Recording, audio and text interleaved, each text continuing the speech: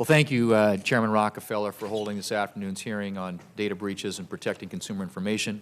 Protecting consumers from identity theft, fraud, and financial harm is certainly a goal that all of us on this committee share.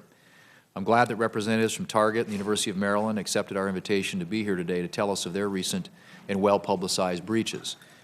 While the forensics investigations into these incidents are still ongoing, it's clear that millions of individuals have unfortunately been affected. I look forward to hearing about what lessons Target and the University of Maryland have learned from these breaches and what additional steps they're taking to prevent them in the future and to better safeguard individuals' personal information. Yet data breaches clearly are not unique to Target and the University of Maryland. A data breach report from Verizon found that there were more than 600 confirmed data breach disclosures among private and government entities and at least 44 million compromised records in 2012 alone. While we're here today primarily to discuss data breaches in the private sector, we can't forget that the U.S. government also holds immense amounts of consumer financial data and personal information. It's estimated that the federal government spent more than $14.6 billion on IT security in fiscal year 2012, but it is not immune to cyber attacks and data breaches. In 2012, federal agencies reported more than 22,000 data breach incidents, a number that is more than double what was reported in 2009. In addition, a recent report by the Government Accountability Office, the government's watchdog, identified several instances where federal agencies failed to notify affected individuals even when the breach was determined to have a high risk of harm. Breaches of personal information can affect individuals in many ways, ranging from the inconvenience of having a credit card replaced to the harm of identity theft, where a criminal runs up large debts or commits crimes in the victim's names. When there's a risk of real harm stemming from a breach, we need to make sure that consumers have the information they need to protect themselves. That's why I support a uniform federal breach notification standard to replace the patchwork of laws in 46 states and the District of Columbia. A single federal standard would ensure all consumers are treated the same way with regard to notification of data breaches that might cause them harm. Such a standard would also provide consistency and certainty regarding timely notification practices, which benefits both consumers and businesses. I also want to ensure that businesses appropriately secure information and are not burdened by outdated or ill-suited security requirements, but rather are provided with the flexibility to develop effective and innovative tools to secure the information that they're entrusted to protect. For these reasons, I co-sponsored Senate Bill 1193, the Data Security and Breach Notification Act of 2013, with Senator Thune and a number of my colleagues on this committee. The bill would require companies possessing personal data to notify consumers in a timely manner if their information has been unlawfully taken. Mr. Chairman, I know that you've also introduced legislation on this topic, and I look forward to working with you and our colleagues as we consider how best to promote the security of personal consumer information and ensure appropriate breach notification. Of course, we should acknowledge that this issue is not a new one. The committee reported data breach legislation in 2005 and again in 2007. But finding broad agreement on the path forward has proven difficult. We should heed the testimony of Mr. Wagner and not allow the perfect to become the enemy of the good. Our recent experience advancing legislation on the role of the National Institute of Standards and Technology in the identification of voluntary best practices and standards for cybersecurity gives me reason for optimism. And I was pleased to see that several of the witnesses today have highlighted the good work done by NIST in that regard. As we've noted in the past, legislation is also needed to enhance information sharing of cyber threats with liability protections. While not every data breach occurs because of a cyber attack, timely information sharing of cyber threats is key to preventing and responding to cyber attacks, whether it's a breach of consumer data, theft of intellectual property, or an attack on critical infrastructure. So I look forward to learning more about the new partnership between the merchant and financial associations that will focus on sharing more information on cyber threats and improving technology to protect consumers. I also hope that Visa and Target can elaborate on the work that they're doing to identify and prevent payment card fraud resulting from the recent breach so that the payment system is more secure and consumers are better protected.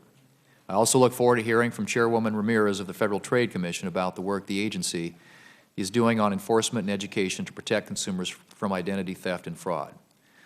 I also know that the Secret Service and the Federal Bureau of Investigation, in partnership with industry and government partners, are working hard to detect and prosecute cyber criminals and fraudsters. So, Mr. Chairman, I hope our witnesses can share their experiences, good or bad, working with federal agencies on our shared goal of safeguarding consumers' personal information, and want to thank you again for holding this hearing, and I look forward to hearing from our witnesses. Mr. Mulligan, we're still learning all the details of the Target breach, but we know that it affected two types of data. One was the payment card data of approximately 40 million Target shoppers and other personal data of up to 70 million customers. The question is, what steps have you taken to provide your customers the assurance that their personal information is going to be protected going forward? Senator, we've taken several steps. Immediately upon identifying the malware, we removed it from our system. We closed the portal that created the access point in the first place. We've narrowed the scope of who has access to our systems. We also began an investigation and hired a third-party advisor who brought in a forensic investigator to do an end-to-end review, not just a forensic analysis, but a review of our entire data security, technology, processes, and controls. From that, we will have additional learnings, and we've already taken steps that we've learned from there. We've enhanced our data segmentation. We've hardened our perimeter by increasing the use of two-factor authentication, and we've increased malware detection with something called whitelisting. We accelerated the investment in that, and that essentially allows only the programs we want to run on our point-of-sale terminals to run. We've also accelerated the investment in chip and PIN technology. A $100 million investment will complete the installation of guest payment devices this year and roll out the cards in early next year. So we've taken many steps, and we will continue to have learnings from our end-to-end review and expect to continue to make changes. Okay. Ms. Ramirez, you state in your testimony that, and I quote, although most states have breach notification laws in place, having a strong and consistent national requirement would simplify compliance by businesses while ensuring that all consumers are protected, end quote. I agree with that statement, and I'm wondering maybe if you can elaborate on the advantages of a consistent national requirement for breach notification.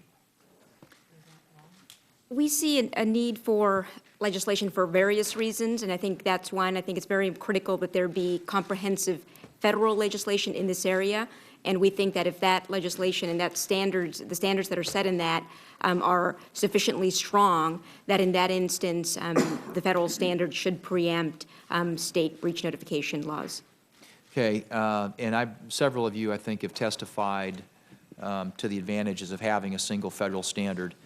And I'm just wondering maybe if you'd like to underscore the value of federal preemption of what is a patchwork right now of state laws. I'm sorry, if I may add one more point that I want to make sure is also clear in terms of our position at the FTC. It's also critical that the states be permitted to enforce in this area, that there be concurrent jurisdiction on the part of the FTC as well as the states. Right, okay. Anybody else want to comment on the value of having a national? Just a couple of quick comments. We've talked about transparency here on the panel today, and transparency is absolutely critical. So having a common breach standard would make it easier to aggregate the data to know what's going on from a national perspective. And then we know from these crimes that they often, probably most often, have a multi-state impact and very often international impact, and having that federal government involved in breach notification seems to make a lot of sense to centralize that. Anybody else? I would just say that a single standard would ease the way for getting the notification out faster and spending less time and money on lawyers and more on informing consumers. Dr. Lowe, you're here today because the University of Maryland experienced a security attack which exposed the names and Social Security numbers and dates of birth of more than, as you noted in your testimony, 300,000 members of your community. In your testimony today, you state that the University of Maryland experienced a second breach on March 15th, but that this time that breach resulted only in one senior university official having their data breached. And so the question is, why is that? Was that official the only target of that breach, or was it because of steps taken after the first breach? They actually had unlawful access to far more information that was breached the first time. We don't call it a breach because, except for that one individual, it was not made public, it was not circulated. And again, I want to thank the FBI for their very expeditious and effective intervention that resulted in the successful mitigation within 36 hours. The reason we're not saying anything more is because the investigation is still proceeding. But it is the case that no other information was made available. The fact that one senior university official's name ID, everything was put on the web and on a public website, on Reddit, was simply because, well, the intruder wanted to show how clever he or she was and wanted the world to know. I just have one last question, Mr. Chairman, and that has to do, again, I want to come back to Ms. Ramirez.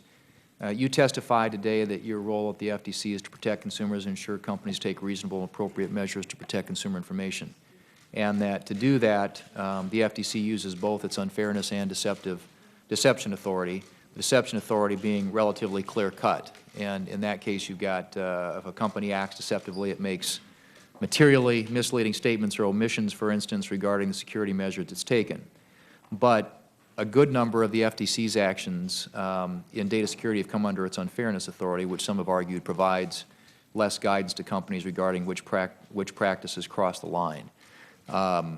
Because most of these cases are resolved with consent decrees, it doesn't seem like there's a record, doesn't produce a record of precedential value. So the question is, short of regulations, should the FTC make public the rationale that they use to determine what is unfair so that companies have better guidance? Senator, I have to disagree with the critiques that have been made of the FTC in this arena.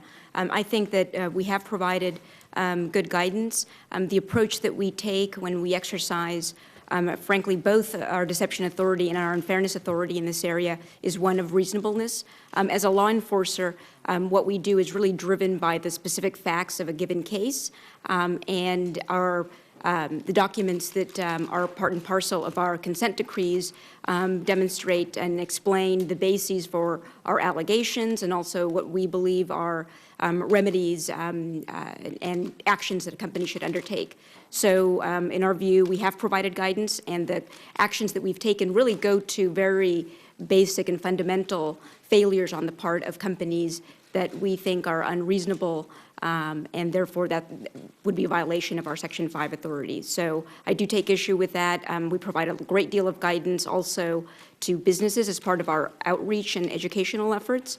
And I believe that companies can discern the approach that we take. It's a process-based approach where we urge companies to really do a very thorough risk assessment based on the type of information that they collect and that they use, and that they then in turn develop a program that would be able to address any risks to which that information might be exposed.